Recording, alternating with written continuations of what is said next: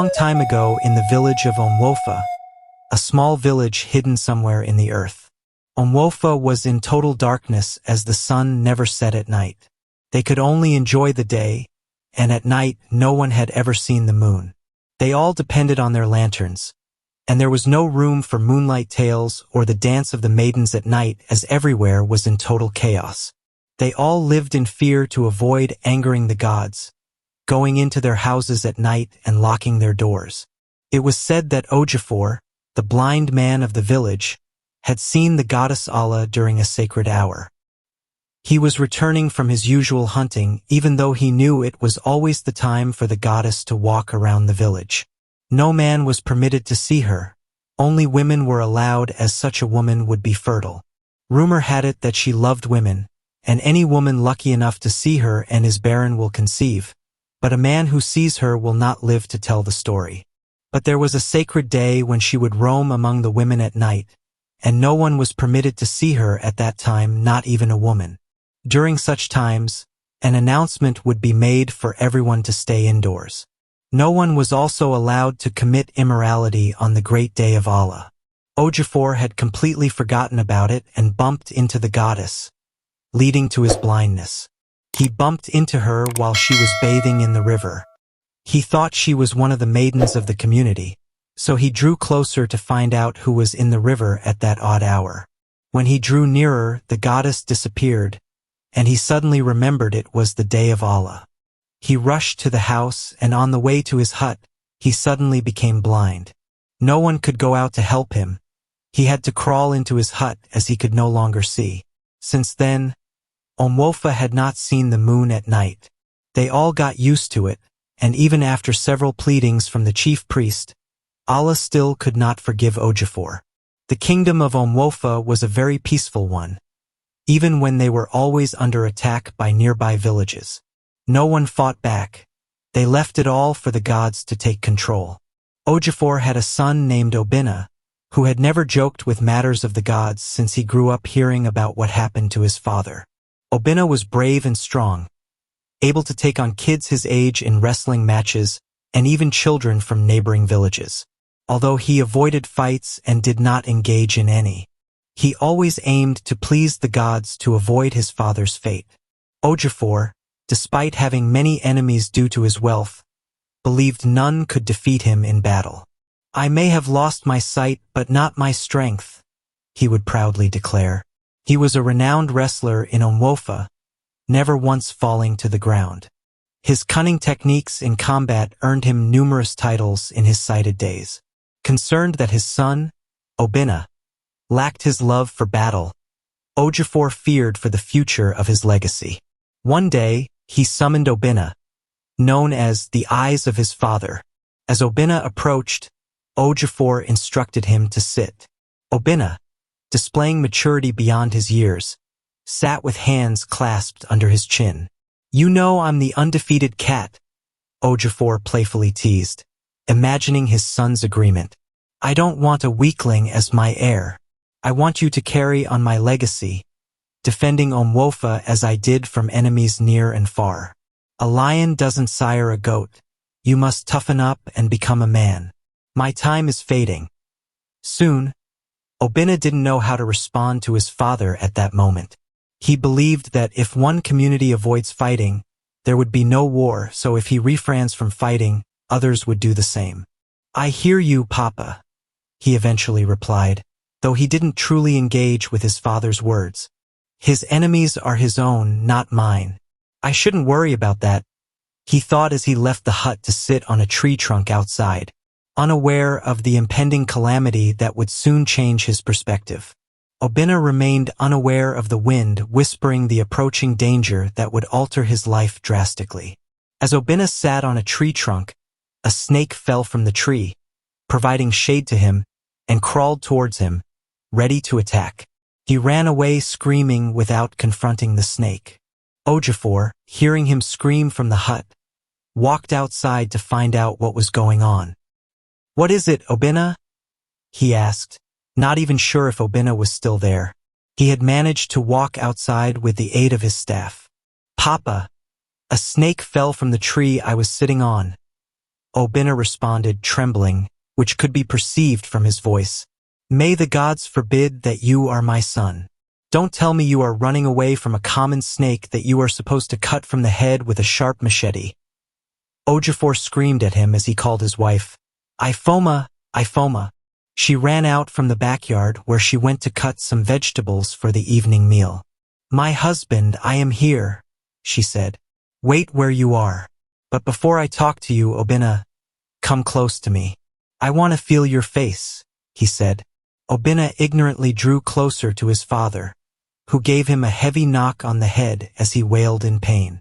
You are a very useless boy and a weakling, he said, and Obina held his head, already crying. Last time you came back here telling me that Matsi Ibe's son beat you up, throwing you into the mud like a rag. You are just the opposite of me, and I don't know where you got this from, because nobody in my family is a coward. As for you, he said, turning to the direction he heard his wife's voice, I asked you for a male child and you gave birth to a woman. You better take this boy to whoever his father is, because I cannot be a lion, and my son is a goat. Ifoma could not say anything to her husband at that point because she did not want more problems.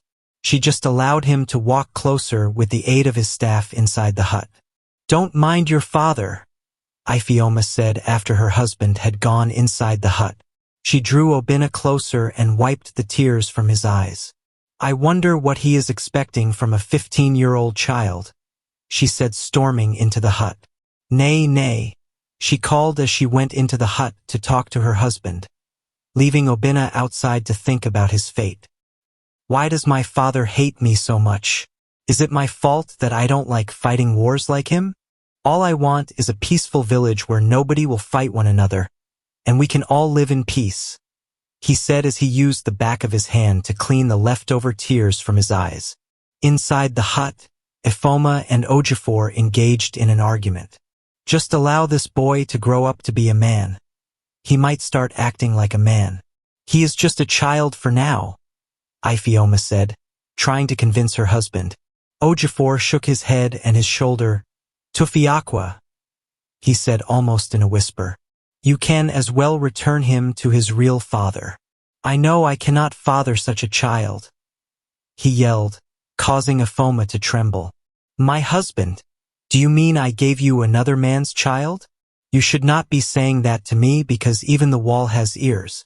Don't accuse me wrongly before the whole village will summon the Ojin on my head singing about this, she said, almost with tears in her eyes, as Ojefor remained calm without saying anything else. He loved his wife but was helpless because he knew soon people would start mocking him about how weak his son is. He had to remain calm for a bit. You are right. Let's just hope he will start acting like a man, he responded to his wife. He never wanted to hurt her. Days passed, and it was time for the village of Omwofa to produce someone competent for a wrestling match with the neighboring village. This is usually done once in a while to determine which of the villages have the toughest warriors. The maidens of the village always waited for the wrestling festival so they could find suitors for themselves. That was how Ojefor found Ifoma from the neighboring village. Ojefor was hopeful that his son would be chosen for the wrestling contest, making him remember his youthful days when he was always chosen for every wrestling festival and was always the first to keep his opponents back on the ground. The elders had a meeting, and some warriors were selected. In the children's category, Obina was chosen because everyone knew his father was skilled when he could still see. Ojefor was thrilled when Obina brought back the news. Although some children opposed his selection because he had never fought before, Ojefor was excited. Obina couldn't tell his father about the opposition. Ojefor was already filled with excitement that Obina would finally act like a man. Go there and show them you are the true son of Ojefor, he said, reminiscing about his past tactics. Obina, though scared, accepted the challenge to please his father. His heart raced at the thought of the upcoming festival. 2 days to the festival. All the preparations were made. Even the maiden of the village changed their beads to fancy ones that will be attractive in their wrappers, wrapped around their waists. They all gathered to decide what to do to attract suitors, each bringing a suggestion. We should not miss such a chance because it happens once in a while. My mother was able to meet my father during this festival, giving birth to a beautiful damsel like me. One of the maidens said, praising herself as the others sighed at her. They all dispersed to their houses, thinking about what they could do to get a suitor for marriage. Obinna, on the other hand, since he was a timid child and hated associating with the other children his age, refused training with them ahead of the festival. He only left the house in disguise of training and then headed to the nearby bush to sit and admire the animals he could find. They were his only friends. The only part of his father he admired was the fact that Ojofo was a hunter and would come back with many bush meats. Although Obinna would cry when he saw the dead animals and starve himself instead of eating the animal, he would eventually eat it when he was hungry. This made Ojefor hate him even more, scolding him at every slightest opportunity. If I were the king, I would make sure there is peace in the village, including the neighboring village. Nobody will need to fight. Instead of organizing a wrestling festival, I will invite the other kings to dine with me in my kingdom. He would think aloud when he is far from his father. He knew such utterance would warrant an immense beating. Obinna's heart raced whenever he thought about the festival, as he did not join in the training ahead of the festival. He was also scared that one of the children might tell his father that he does not train with them. I can fight if I want to. There is no need to train after all. I am doing this to prove that I am a man. A man can do anything, he confidently declared. As he cautiously approached his father, he tried to ease his nerves. Don't be afraid, Obinna. He does not know anything, he reassured himself. Na good day, he greeted, attempting to swiftly enter the hut without waiting for his father's response. Where are you rushing to? Ojefor inquired, causing Obinna to turn back, hands on his back, heart racing. Obinna, you see why I always tell you to behave like a man? Imagine the way you are shaking. I could perceive it from your voice, Ojefor scolded. Obinna, already trembling with fear, was relieved Ojefor hadn't noticed his wet pants. I hope you trained well. You know the festival is just next tomorrow and you will need to prove that you are my blood. The child of a lion is a lion, Ojefor boasted. Obinna nodded, trying to remain composed and avoid his father's touch. Papa, I need to go inside and change up. Today was stressful. He lied as his father smiled and did not say anything else. As he tried to avoid further questions from his father, Ojefor's excitement about the upcoming festival filled the air. I know you will make me proud, my son. Your mother prepared something for you, your favorite melon soup, Ojefor mentioned, making Obinna nod in agreement before he hurried into the hut. When he got inside, Obinna hurriedly washed his wet short to avoid anyone noticing, determined to keep up the facade of training with his mates. After quickly going inside to change, Obinna found himself trying to stay out of his father's sight, not wanting to face more questions that might reveal his secret. The next morning, as he was sweeping the hut, he spotted Ajike, the youth leader, who had come to report his absence from training to Ojefor. Panicking, Obinna rushed to plead with Ajike not to expose him, but Ajike seemed determined to teach him a lesson. Obinna was filled with fear of being exposed. Hoping to find a way out of the situation and shutting Ajike's mouth, he rushed inside the house and took a knife to threaten Ajike, who was not moved by it. Get out of my way, you little boy. I need to see your father, Ajike screamed. If you move a step further, I will kill you, Obinna said, shaking. Says a boy that keeps running away from training. You don't even know how to handle a knife. Your father has to know his son is a coward. Ajike said angrily as he was losing his temper. Don't call me that. I am not a coward. I am a true son of my father, Obinna said bravely, even when he was not brave. Prove it by stabbing me with the knife.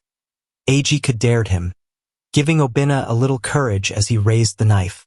The argument became intense, and Ojefor heard the noise and came out of the hut. Obinna could no longer control himself. Obinna, after realizing that his father had come out of the hut, thrust the knife into Ajika's stomach for fear that he might be exposed in front of his father. Ajika screamed in pain as he could not believe Obinna would do such a thing. Before he could speak, he had fallen to the floor. Obinna dropped the knife in fear after realizing what he had done. He was completely shocked when Ojefor asked what was going on. "Is that not Ajika's voice I'm hearing? Why is he screaming? What did you do, Obinna?" Ojefor asked, and Obinna started shaking. Ajika bled from his nose, losing blood, and Obinna did not know what to say to his father. "Papa, I have killed someone," he finally screamed with fear. "My son, where are you?" Ojefor searched with his hands, and Obinna ran to him, hugging him and crying, "I did not want to stab him with the knife, Papa. He is losing blood. Can we take him to the dibia?" he asked. Ojefor used his hands to search for a bench and, with his son's help, sat down. "Hurry and take him out of here before your mother comes and sees him," he said. "What will you say to the dibia that you stabbed him?" Obinna didn't know what to do with the body. He was lost in thought about how to tell the village he had killed the strongest warrior trying to be brave. Following his father's instruction, he rushed inside and carried an old wrapper to cover Ajiku, who had breathed his last. He couldn't even look Ajiku in the eyes. Then he decided to drag the body using the bush path to one of the farms so it would seem like he died there. When he returned, he was stained with blood and had to wash himself off. "Welcome back. You are the true son of your father. At least you now have a taste of blood." Ojefor tried to cheer him up. That single act had awakened the demon in Obinna.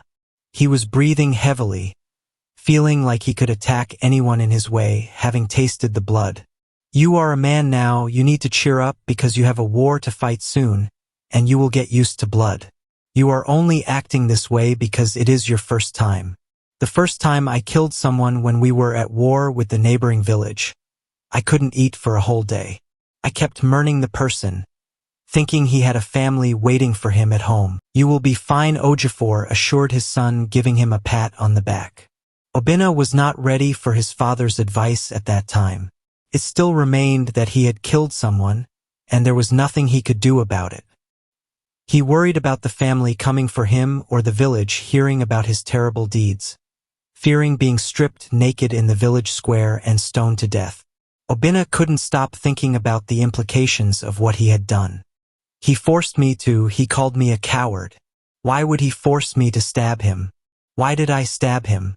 Why didn't I run far away from his village and never come back? Obinna cried, recalling the event. He needed someone to confide in, someone who would understand him, not his father who supported him to fight.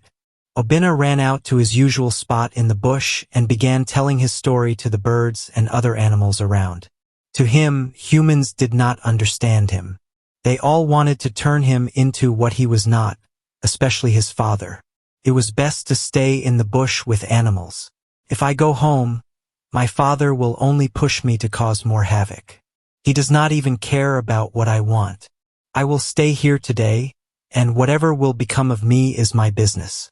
Tomorrow is the festival, but I don't care, he said almost in a whisper. It sounded as though he was whispering to the animals. They should look for me if they want.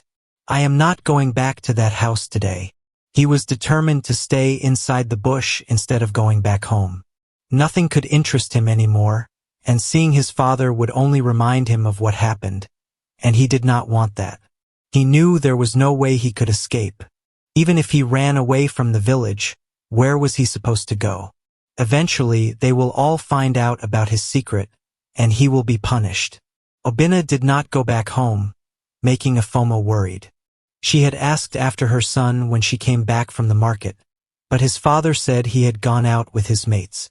It was late at night, and Obinna still did not go back home. He had slept on a fallen tree in his usual spot.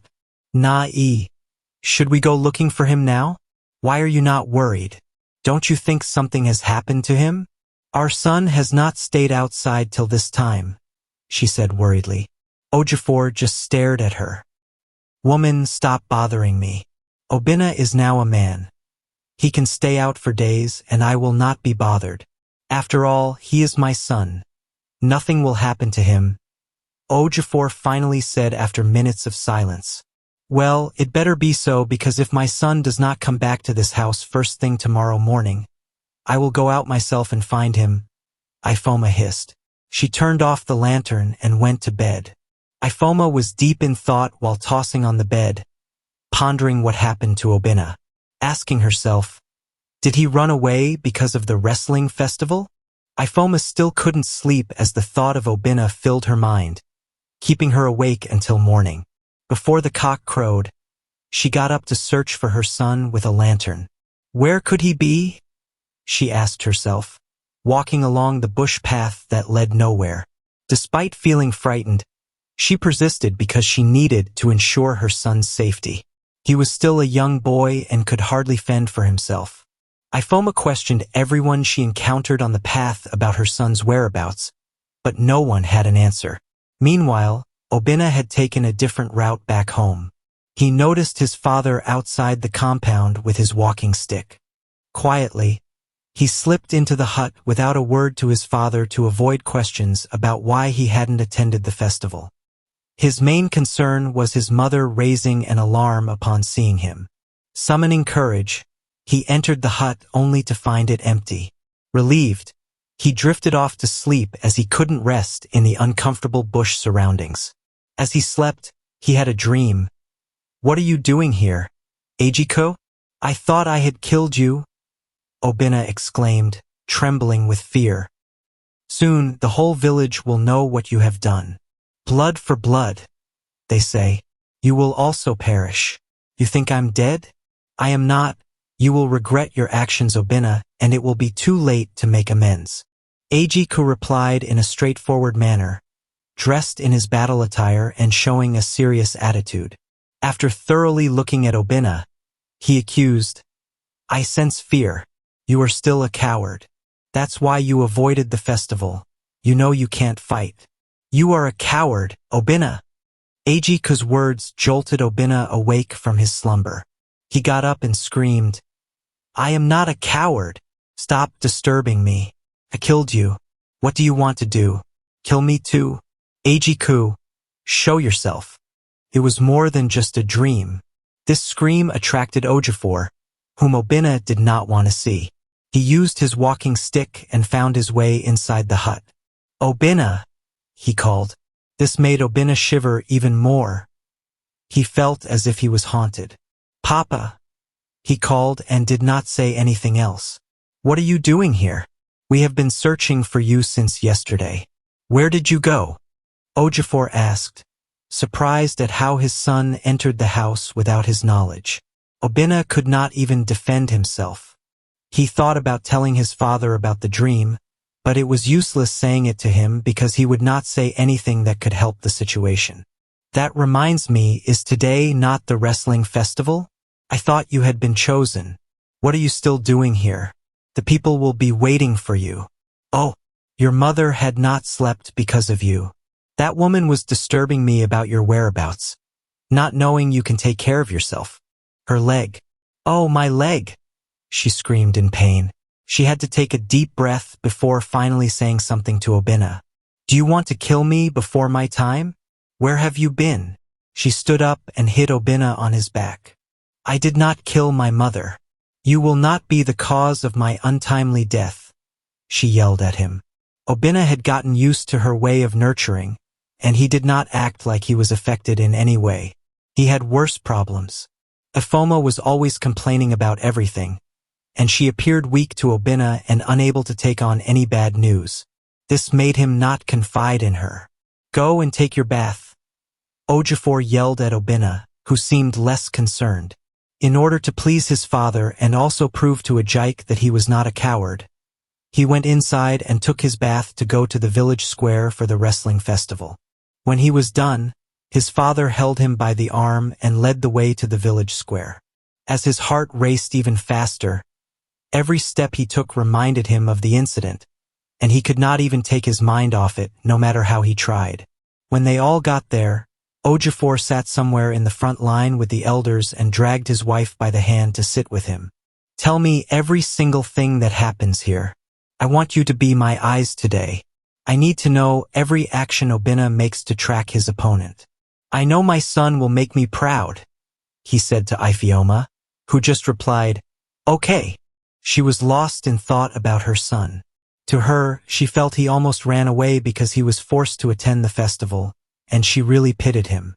She could see in his eyes that he had no interest in the wrestling festival, even when he did not want to tell her. They had arrived at the right time, and the wrestling had not started when they got there. Unknown to them, everyone was waiting for the arrival of the head warrior whom Obinna had killed. The whole village waited for the chief warrior to arrive, but no one heard or saw him. The elders started questioning themselves. Why would a Jike decide to disgracfo us like this in front of the other village? They murmured. Then the king made an announcement. Good evening, everyone. The chief warrior seems to be missing. We have sent the guards to search for him, but nobody knows where he is. The festival cannot happen today without the chief warrior, he said. At the mention of Ajiku, Obinna, who was standing nearby, almost fell to the ground. He was breathing heavily, and some of the boys noticed. Are you okay, Obinna? One of them asked. Obinna just nodded. Ojefor, who was sitting a bit far from his son, knew that Obinna would be scared. Obinna felt relieved that the festival wouldn't happen for now. The people of Omwofa murmured amongst themselves, sighing about the missing warrior. People from the neighboring village also murmured, saying, it's good that Agui didn't come to witness this day. How can a whole chief warrior be missing?